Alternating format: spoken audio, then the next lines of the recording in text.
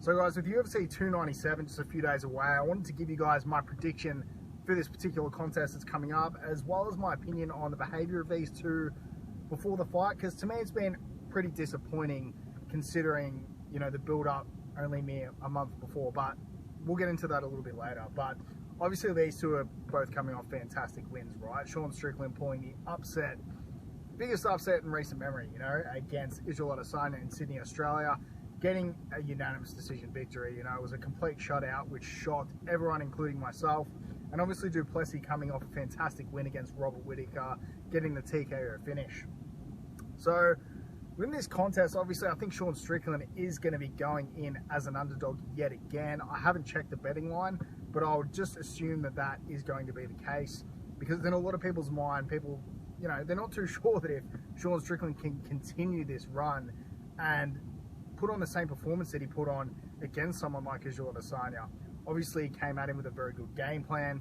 You know, he was very straight with his punches, where Israel Adesanya was throwing a lot of looping punches, you know what I mean? So he's a very classy striker, Israel Adesanya, but he just got beat to the punch all night. Sean's jab and his straighter shots just reached the target a lot more, you know, quickly, obviously, than Israel Adesanya. And he didn't really buy into Israel Adesanya's bait game, you know, baiting him to throw a punch, you know, baiting him to react. He didn't really play into that much at all. And his unorthodox style is definitely going to give du Plessis some issues. But du Plessis is a guy that's coming off a win against Robert Whittaker, who's basically been the gatekeeper to that title in, you know, for years. You know, ever since Israel Adesanya beat him for that title at Rod Laver Arena in Melbourne. You know, Israel Adesanya just run that division, and Robert Whittaker was just basically cleaning out all the contenders. So du Plessis getting the win over a guy like Robert Whittaker is definitely impressive, you know what I mean? And one of the most impressive things about du Plessis is just his strength and power. You know what I mean? When you see him take down Robert Whittaker the way that he did, it wasn't a traditional or very technique, you know, classy sort of technical move that he took him down with. It was basically a headlock. But I think just his power and strength within that clinch is something that I think Sean Strickland might have some issues with.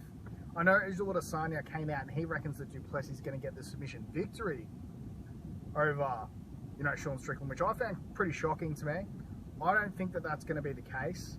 You know, I know Sean has fantastic wrestling, but it's not something that anyone has been able to see, because the fight never really goes to the ground. So you can say, oh, well, how can you say he has good wrestling if, you know, you've never seen him wrestle? Well, he's faced wrestlers in the past.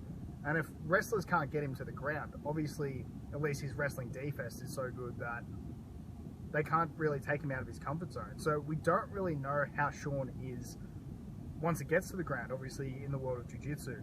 We do know that he has a black belt in jiu-jitsu, but when you're talking at this level of mixed martial arts, when you're talking at the pinnacle and the most elite athletes within the world, all right, nearly everyone's a black belt these days. So the game just goes much deeper than what you would find at your regular jiu-jitsu school. You know, you'll have people at your jiu-jitsu school that would be, you know, purple belts, brown belts, and black belts, and these guys would be extremely formidable and unbeatable to most, you know, regular practitioners. But when you venture into the world of UFC, the technical skills go much deeper than that.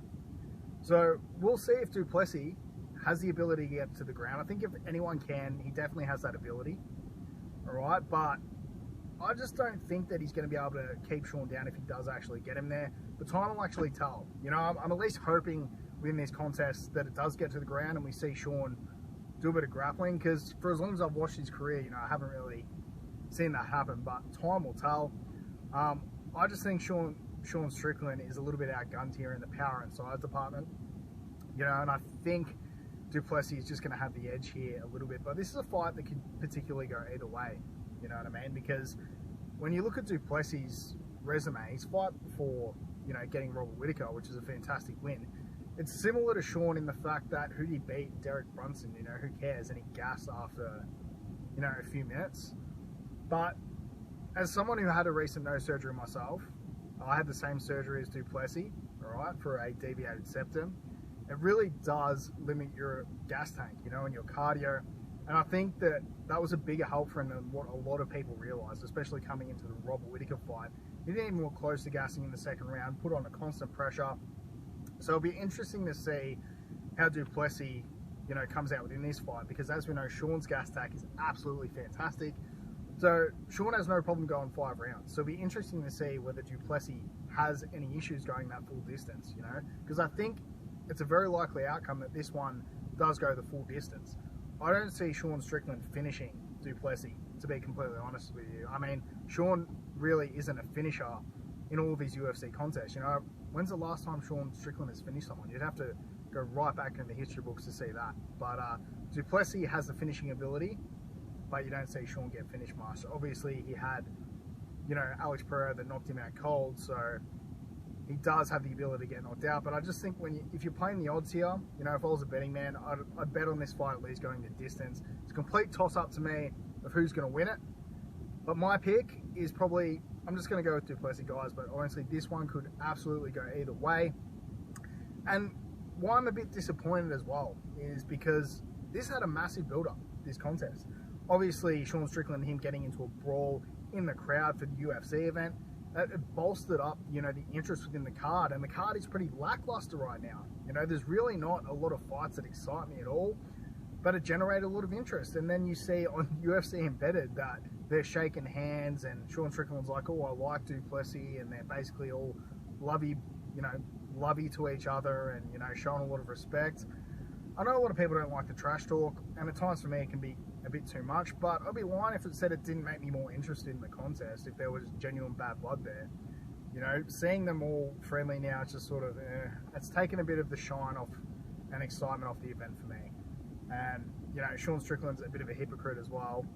You know, obviously, he's saying that you can't talk about this, or, you know, you can't talk about childhood trauma, but the guy goes out and talks absolute smack and gets extremely personal with everyone on the UFC roster, even fans. You even see it on his most recent interview.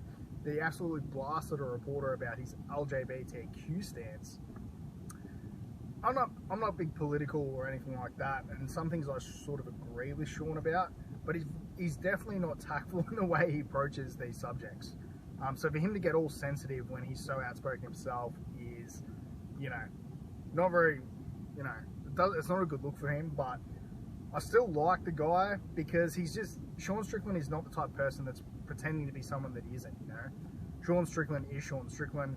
He's a little bit insecure, as a lot of us are, but he's not pretending to be someone that he isn't. But I just want to go, while I was a little bit disappointed with the build-up and how it's sort of looking, but time will tell how things will go at the press conference. I mean, Sean threatened to stab him if he mentions his childhood trauma again, so I hope we don't see anything like that. God, that would be terrible. But that's my pick. I'm going for du Plessis to win this contest.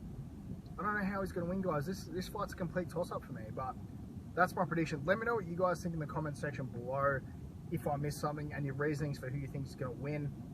And let me know what you guys think of, you know, Sean Strickland mentality going into this contest, because he does seem a bit more reserved and, you know, standoffish around du Plessis, and it looks like he could sort of pop at any moment. Just his body language is embedded.